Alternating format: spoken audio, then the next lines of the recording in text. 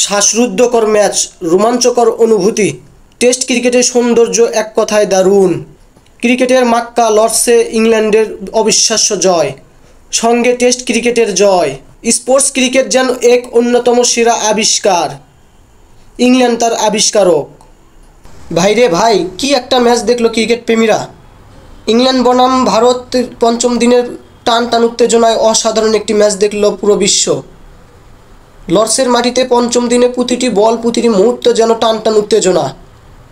Anderson Sachin Tendulkar trophy সিরিজের তৃতীয় টেস্টে ইংল্যান্ড জিতেছে এক অবিশ্বাস্য ম্যাচ। পঞ্চম দিনের প্রতিটি বল, প্রতিটি মুহূর্ত যেন ক্রিকেট প্রেমীদের মনে দিয়েছে দোলা।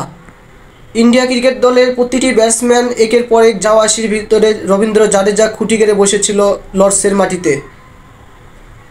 এক পাশে আগলে রেখে ম্যাচ জয়ের সম্ভাবনা জাগিয়ে তুলেছিল এই অলরাউন্ডার। পঞ্চম দিনের প্রথম সিজনেই উইকেট হারিয়ে বিপাকে পড়ে ইন্ডিয়া ক্রিকেট দল।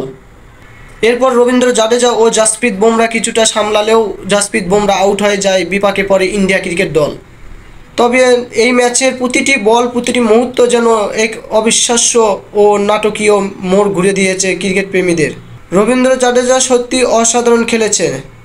অ্যান্ডারসন ও সচিন টেন্ডুলকার সিরিজের আরও বাকি দুইটি ম্যাচ। ভারত কি এই বিপর্যয় সামলিয়ে পরের ম্যাচে ঘুরে দাঁড়াতে পারবে কি?